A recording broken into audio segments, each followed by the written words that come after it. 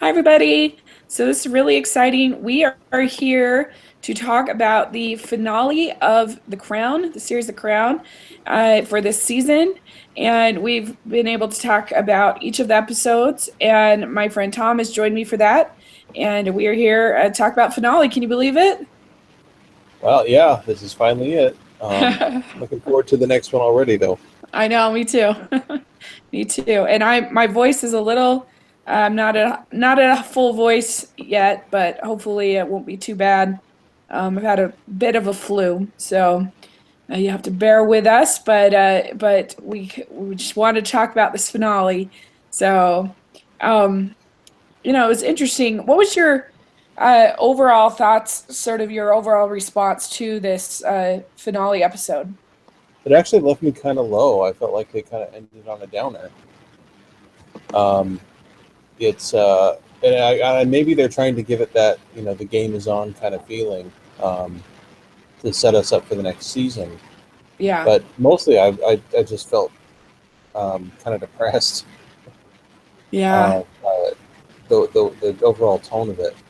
Yeah, I think they were trying to be like, here, she's had all this doubt, now she is the queen. But I don't know why that had to mean, why she is the queen had to mean she became a jerk. Like Yeah, I don't think and when I actually researched it, I don't think that was actually very accurate to what actually happened between her and Margaret, at least, and yeah. at least from what I read.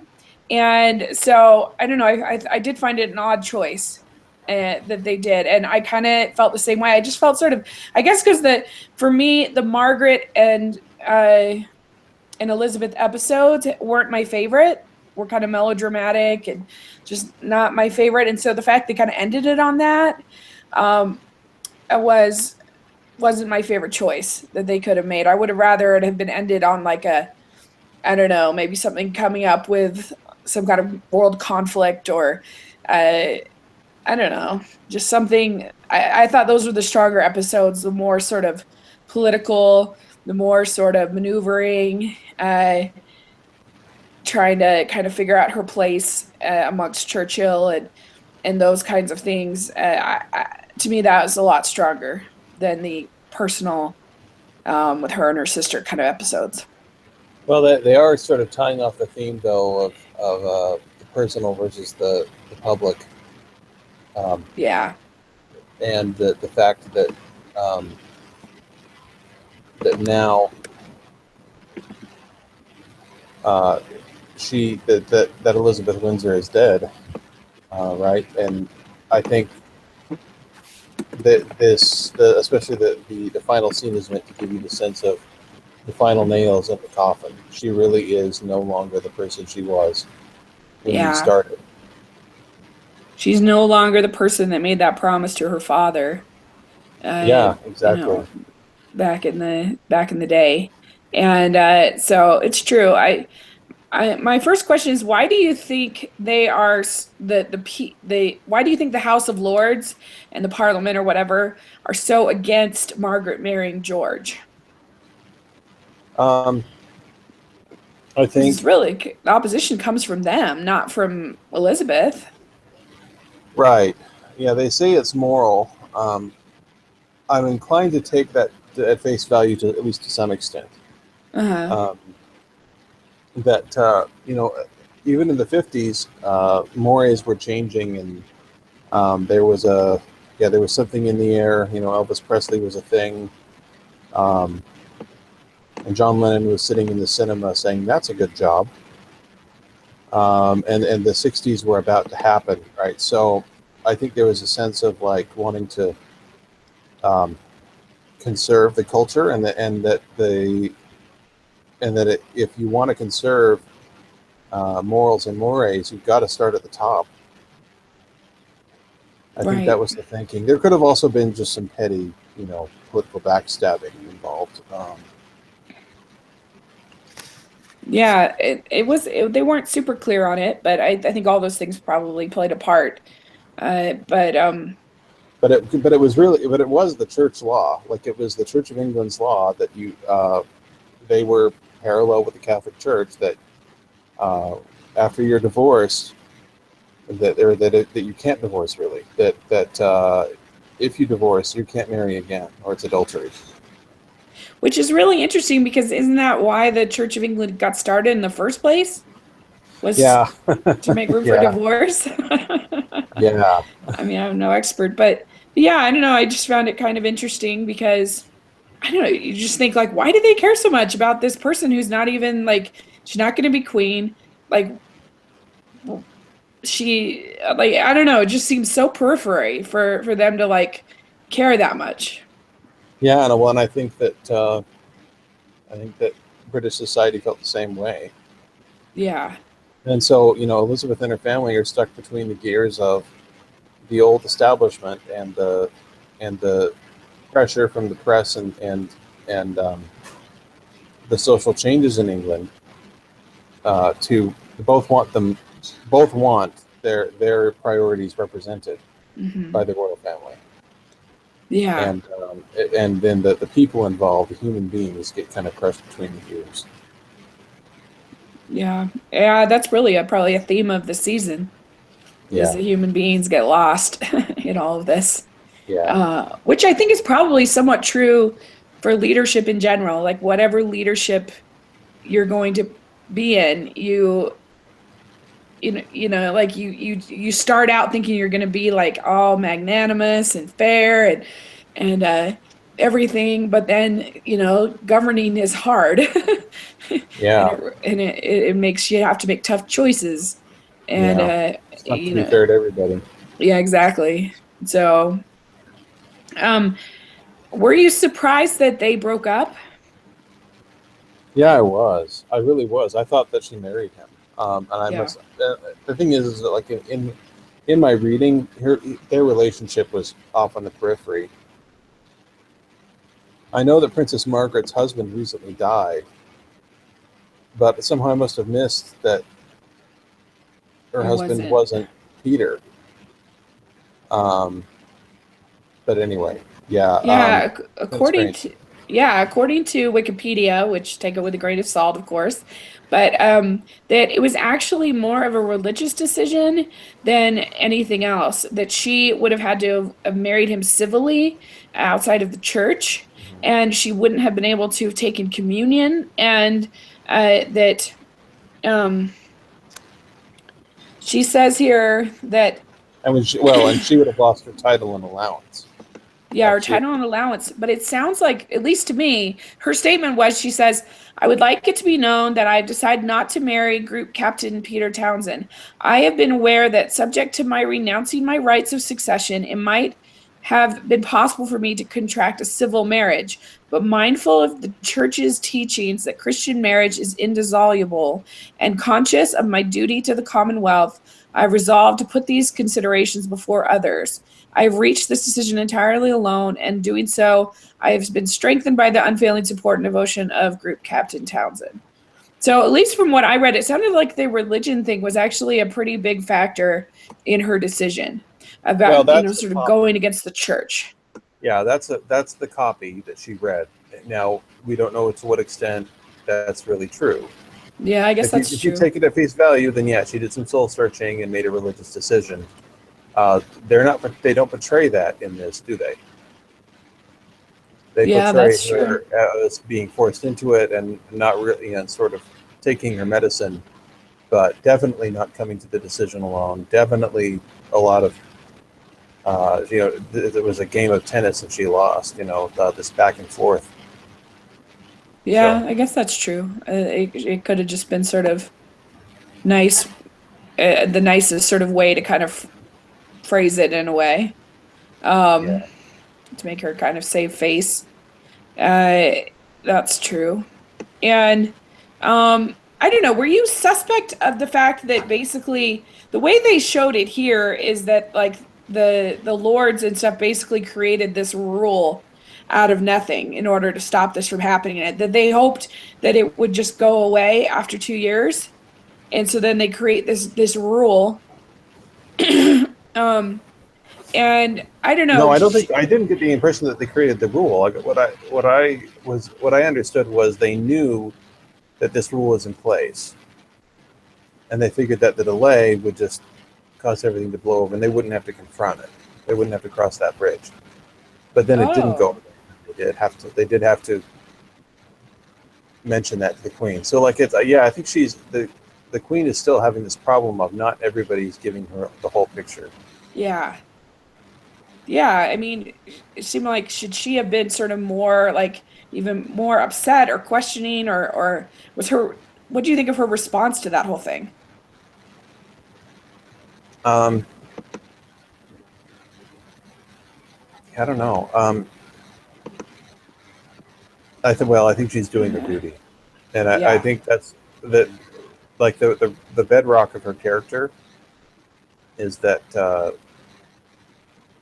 she would do her duty, and I think there was this sense there's this sense, and I think it's interesting that George was brought back for the final episode.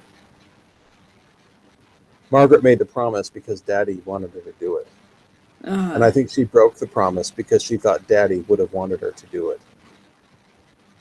that's I interesting. think all along, I think she's asking, what would Daddy have done?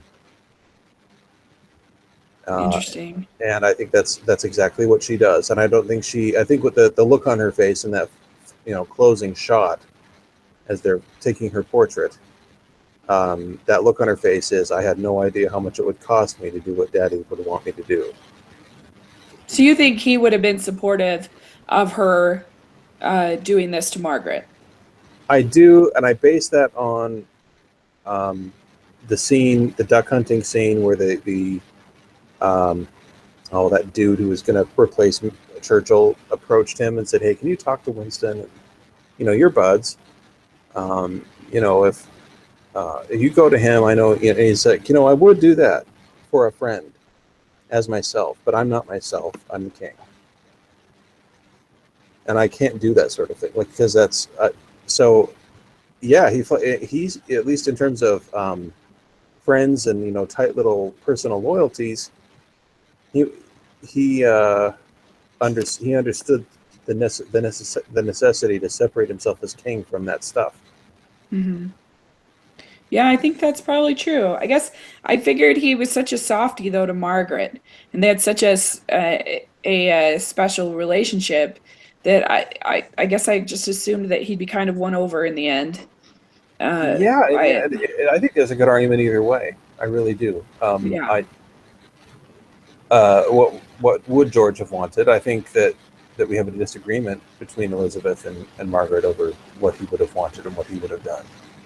Um, I think Yeah. I land on Elizabeth's side of it. Um, that's based on my reading of what happens in the story and the decisions that George actually makes. So Yeah.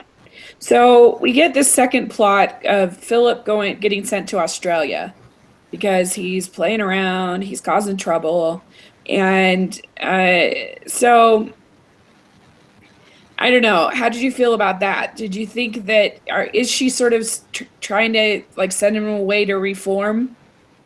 I think she practically admits that. Yeah, she practically Yeah. admits that she is. Uh, and I really felt bad for him because that would have made me feel very bitter.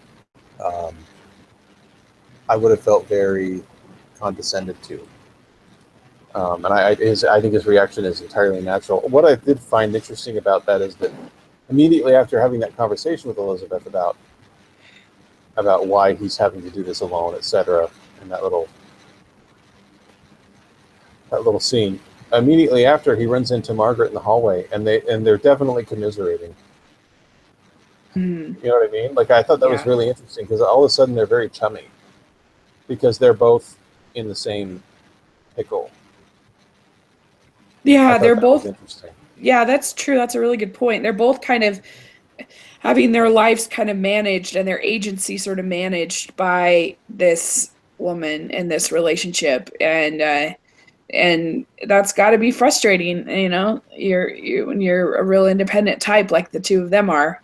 It's got to be Yeah, hard, for sure. yeah, But, there's sort of it's like um this this story that we talk about in our church sometimes with the Indian who picks up the snake, and the snake says, all these nice things or whatever.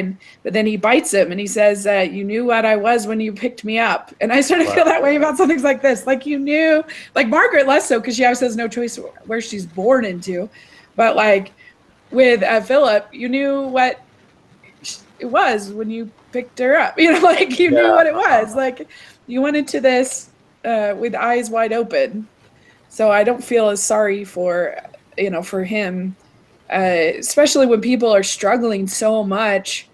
You'd think he'd be a little more grateful, I guess, Well, of some of the yeah, things he's he never has. really. I think it's odd. I think he has a sense that it I'm kind of conflicted about how he sees his position, because we've had scenes of him where he is afraid of revolution around every corner, and we've also had scenes where he seems entirely comfortable with his position and his style of life, and doesn't seem to think that will ever change, no matter what he does. Yeah.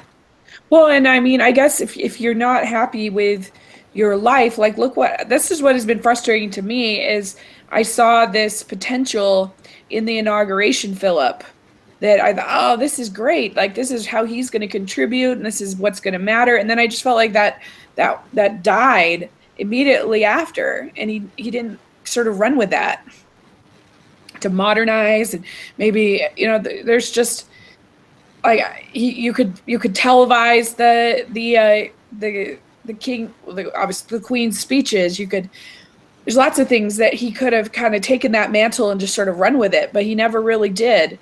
And again, we're just going off of what we see on the show. We have no idea in real life, but I don't know. I was surprised, and it's just like you gotta sort of take the bull by the horns. At least with Margaret, she did try to do that, and she got kind of shot down for trying to write her own speeches and Right. do sort of her own thing. Whereas Philip, except for the inauguration, he never really did. No, that's true. And maybe he felt like he didn't have room to do that. I don't know, but yeah, Yeah, whatever. I was sort of disappointed that we saw no real change in him, other than just more of the same. yeah, That his arc ended with him sort of sulking and feeling yeah. sorry for himself. I was disappointed that's where they went with it, but maybe that will change in future seasons. I don't know. We'll see. Yeah, because they started out with such a lovely marriage, and so I'm kind of bummed to see where it is, sort of where it's at this point. But they're still married, so like either they just put up with each other, or which that was that era. I mean, I look at my grandparents, and and they've had separate rooms for literally on separate sides of the house. They had set for years, years and years. And so they make it work, and they made it work. And so it's just sort of a different era of marriage back then, I think. Well, I think people probably still do that today to some extent, but but people have different reasons for staying together. Um, Yeah, that's true. and people have, well, as just as much as people have different reasons for getting together in the first place. Um, That's true. and yeah, That's a it's good point. the reasons are diverse and personal and as individual as the people getting into it. So Yeah, um, I think it's. Don't you think though? It's was more so then though that like that I don't know. I just feel oh like yeah, I'm sure. Yeah, your point's well taken. Yeah, it was well, and well, the thing is though, you can't really look at it as, oh well, that was the era, as much as, well, she's the freaking queen, right? Um, yeah, the she can't wipe her nose without Parliament having something to say about it. yeah. So Yeah, that's interesting. I wonder how I don't know. I wonder how he did in Australia and how that all went. I would think he'd actually be a pretty good ambassador. He's charismatic and I would think he would actually end up enjoying it once he was out there. well, maybe we'll see that. Maybe in season two we'll see him at something will trigger in him a sense of mission and purpose. And um, my guess is that somewhere along the line, Elizabeth will need to be defended, and he'll have an opportunity to do that. Mhm. And Yeah, then and I he'll, think I might be getting my timeline mixed, but I think the next one will also have the Falklands conflict yeah. involved, which I don't Well, know a whole lot about. that was in the 80s. I would think that would be later. Oh, was it? I was thinking that was the The 60s. Falklands War Okay, I'm was in the wrong. 80s. Yeah, Oh, okay, never mind. that was Thatcher's day. Um, okay. So then, were you surprised that Edward would tell her, of all people, would tell her to put kingdom first when she Yeah, calls, when that she was talks to him? interesting. Yeah, that was an interesting twist. That really surprised me. And maybe he was kind of, well, yeah, I liked that conversation quite a lot. That was actually kind of touching the way Hmm. he talked about um, that his tragic position that it is that he's a king without a kingdom, Yeah. and urging her to protect yours, don't take it for granted.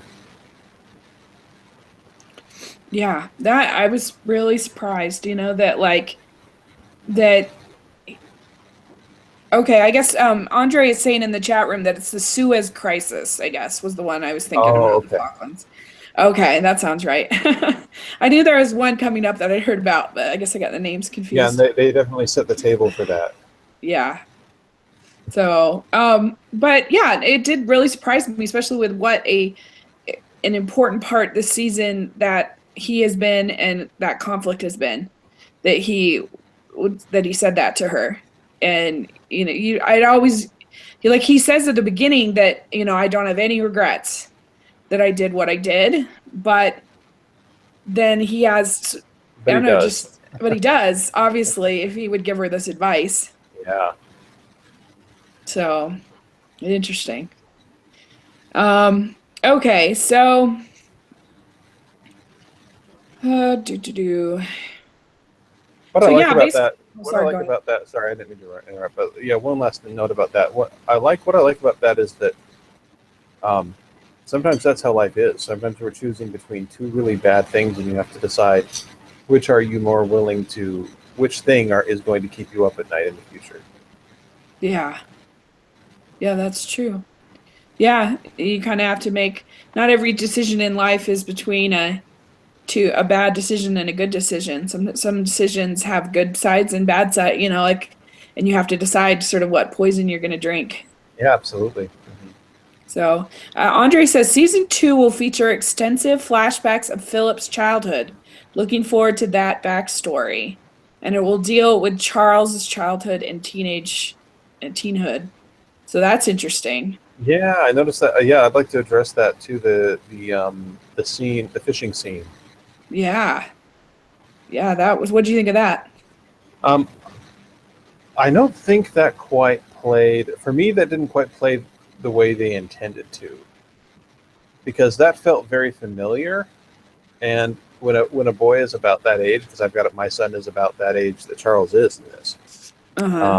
where he's kind of whiny and yeah, when he's trying something new.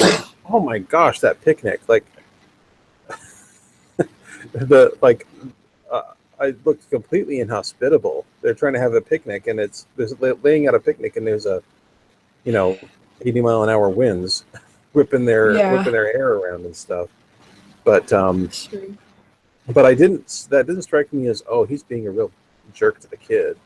I didn't see that. But Yeah, I that's didn't either, then the dialogue kind actually. of suggested that scene didn't quite land the way they intended it to. Yeah, because on the EW.com they made kind of a big deal about that, and I was like, what was that? Oh yeah, I remember. I like it I had the same response. It didn't really hit me as being all of that harsh. Um, Yeah. I don't know. Actually, what I felt like all through the season that I thought was more traumatizing to the kiddos was the fact that we never saw Elizabeth anywhere near them. She was Yeah, always like at least ever. 30 or 40 feet away from them. Never speaks to them in the whole course of the series. Yeah, you never even saw her, I don't think ever hold them even. Like maybe once, but You do before she's queen, but after she's yeah. queen, yeah, you never see her touch them. You see Philip a number of times Yeah, yeah. with You see him playing soccer with him and whatever. Yeah, yeah, and he's concerned about that, about him being gone to Australia with the, with the kids, when the kids will suffer yeah, from that. yeah, And you do get that that line from the mother, from the Queen Mother, that as if you're one to talk about parenting, good parenting, or something along those lines in that one episode. So clearly there's something going on there. But yeah, I think it could have been developed a little bit better. It just felt like a forgettable scene, and then I kind of went back and I'm like, oh, okay.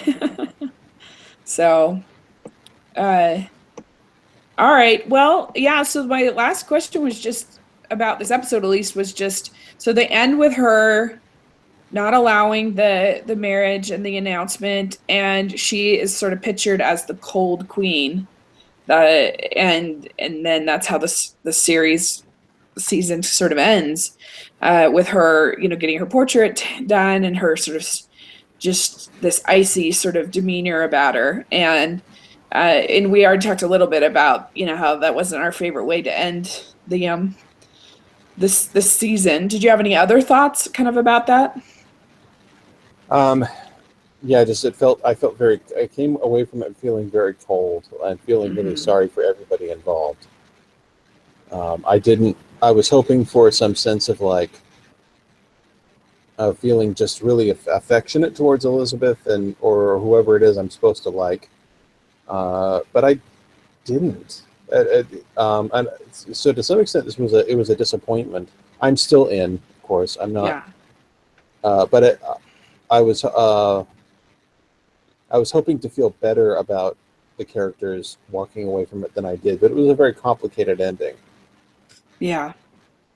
Yeah, I agree. I mean, I just left kind of feeling like, I know, I just wish it had, like I said, I wish this finale episode had been more about her, and maybe some kind of leadership event, and less about the family, more about, I don't know, just something where she had shown strength in another way, aside from from ruining her sister's life. Like, it's like, oh. But anyway, yeah, it doesn't. I still love the show, and it's not like the How I Met Your Mother finale or something like that, where I'm like angry, or even the Sherlock finale, which I was not a fan of. This was just, wasn't quite as great as I hoped it would be, but it was still good. Yeah, yeah, yeah. Good acting all around, and Yeah, the sister stuff was not as melodramatically played out as it could have been. yeah, It was certainly you didn't have that tearful phone call scene where it was right out of a soap. Back in what, episode I will 7, maybe never forgive something like you that. for this. Yeah, Right? Yeah. None of that business, but it was still, yeah, still dramatic, but yeah. not over the top. So let's talk about your thoughts on the series as a whole. Um, Now, I guess, where does this, now that you've seen all 10 episodes, like, how do you feel about the series as a whole? And I guess just all the different facets of it, the acting, the production, the writing, what stood out to you? Um, yeah. Well, overall, I would give it 5 stars. I'd recommend it to anybody over about the age of 11 or 12. Hmm. Um, there's a lot to be learned here about. A lot to considered here about how government works and how government should work, about the needs of the individual versus the needs of the state, about what monarchy means, and maybe to consider, even in a democracy, why individuals living in that democracy might need to consider what monarchy is all about. Hmm. Because it goes way back. It's deep, deep in our history, and I think it's personally, I think monarchy as an archetype, it goes deep into our psyches. And I think it's the reason why we go to the red carpet to see the celebrities. It's the reason there is a red carpet. The red Right. carpet is represents a heavenly sphere that the royals do not walk on the ground. They walk on the sacred blessed red carpet. We go to see the celebrities at the red carpet because we want them to see us, right? We want to be blessed by the king or the queen. Yeah, Um, that's true. the psychology of it runs deep. And I think this is an excellent opportunity to ponder it. And it's, wow, what a rich playground. Gorgeous costumes, beautiful cinematography, an attention to detail that is, I can't think of in any other show I've ever watched ever, in terms of the production design and that sort of thing. So, Hmm. um, yeah, Yeah, it's lush and gorgeous. I agree. I would give it 5 out of 5 as well. I might have had ones that I liked, episodes I liked less than other episodes, but I still uh there's nothing that I would give below like a solid B plus to. So we're just like we're just debating about, it liking to different degrees really when it comes down to it. I mean, Yeah. the acting, the production, top notch. Just the idea of sort of a female ruler and how they're sort of treated differently, and how women lead versus men, and I think the amount of, I think when something is really rich is when it's not just satisfied with one dynamic character, but you get arcs from many, many, many characters. And I really feel like that was successfully done here. And I've always said since the beginning that the true star of this series is the writing. And I think that that's so true, because even a character like, there were so many dynamic characters within this series. You had, certainly Churchill for sure.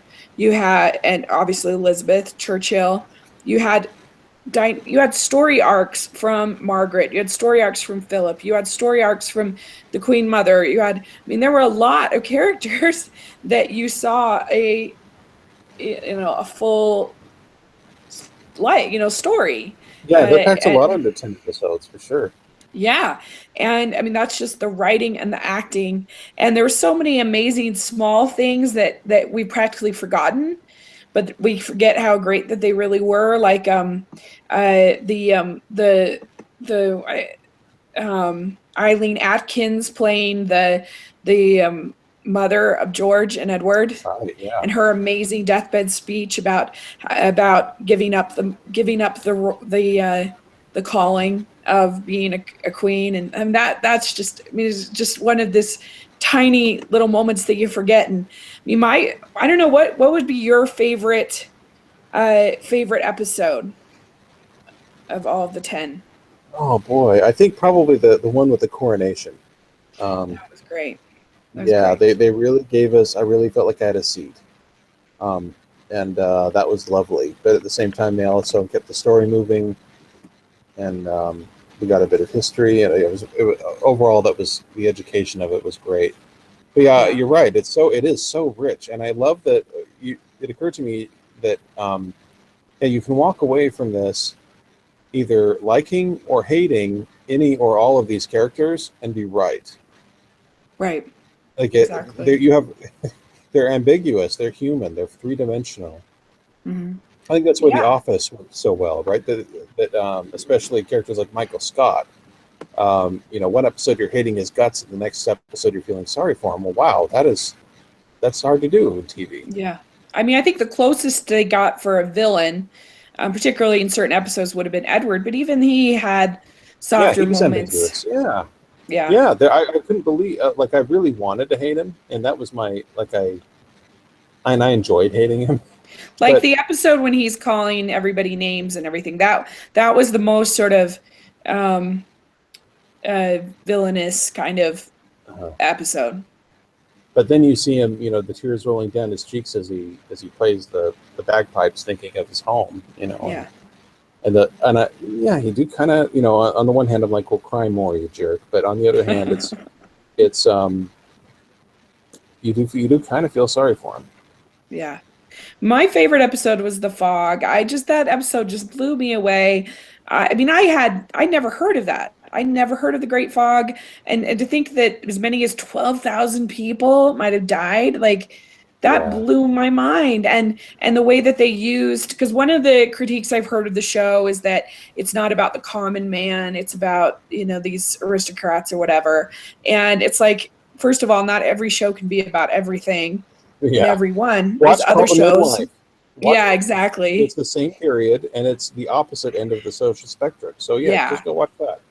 But in the Fog episode, it was like a mini movie. I really feel like, I mean, you get to see his assistant, and just like, I don't know. I mean, just what happens, of course, to her and her dying and getting hit by the, you know, the bus, and just the way that Churchill like turned that situation around, because we've been seeing a lot recently of pretty bad PR and how it's done badly in our own.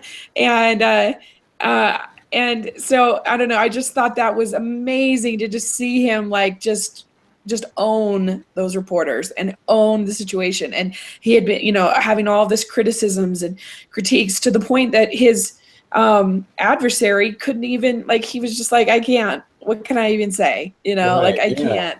That was lovely. I mean, they it was amazing.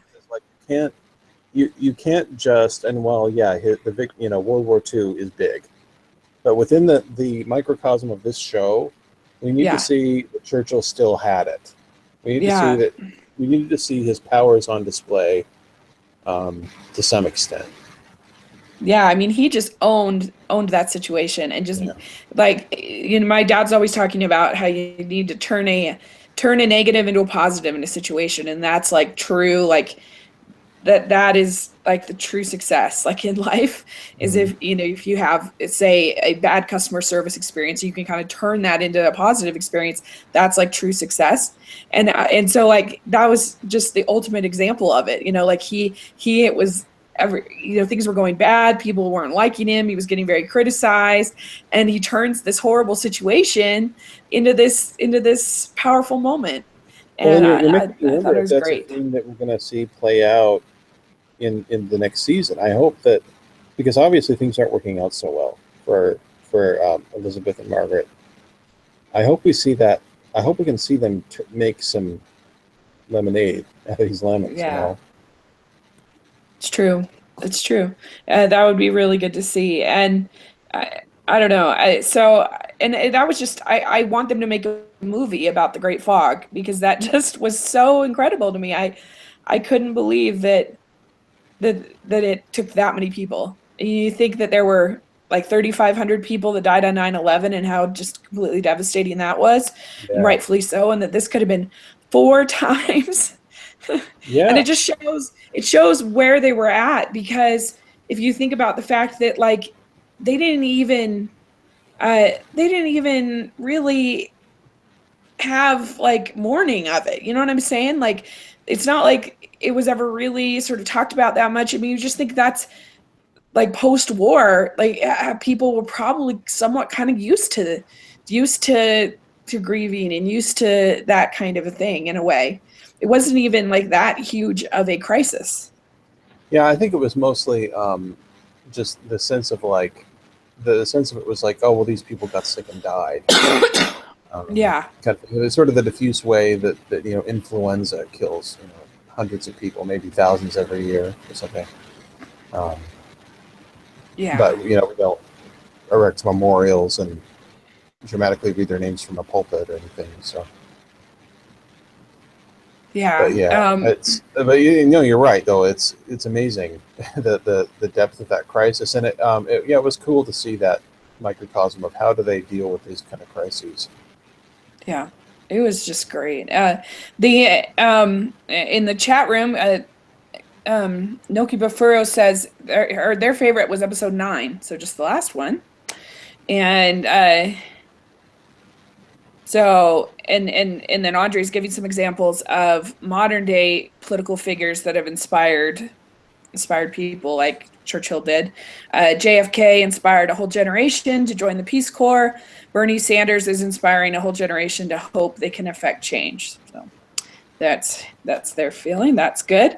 So yeah, I just loved the show. I was really glad this is the first TV TV talk or whatever that we've done on my channel, and I've really, really enjoyed it. I enjoyed talking with you, and I just, it's so crazy because it's almost overwhelming how many shows there are. Like, whether it's Netflix streaming, Hulu, Amazon Prime has Yeah. shows. You've got network, you've got HBO shows, there are so many. It seems like every day I hear somebody tell me, "Oh, you got to watch this show. You got to watch this show." And so I'm just glad that I took the time to watch the show and to talk about it, because it has, amongst all of that content that's out there, I think this is definitely one of the best. Absolutely. Yeah, it's a cream. So, well, thank you very much. And so where can people find you? On the internet, my website is tgunwriter.com. I'm on Twitter at Elmano Roboto. Awesome. And I had that in the description section. And I'm taking a lighter week this week, but I am on Wednesday. I'm going to be doing a special Disney Canon podcast with one of my animation friends, and we're going to be going over each of the eras and talking about it. It's going to be a lot of fun. So that will be on Wednesday. And then on Saturday, me and Richard and Abby and Jeremy are all going to be doing our Harry Potter rankings. So that will be fun. So something to look forward to, and hopefully my voice will improve. And so thanks again for doing this. I really appreciate it. Yeah, my pleasure. A lot of fun. Thanks for inviting me.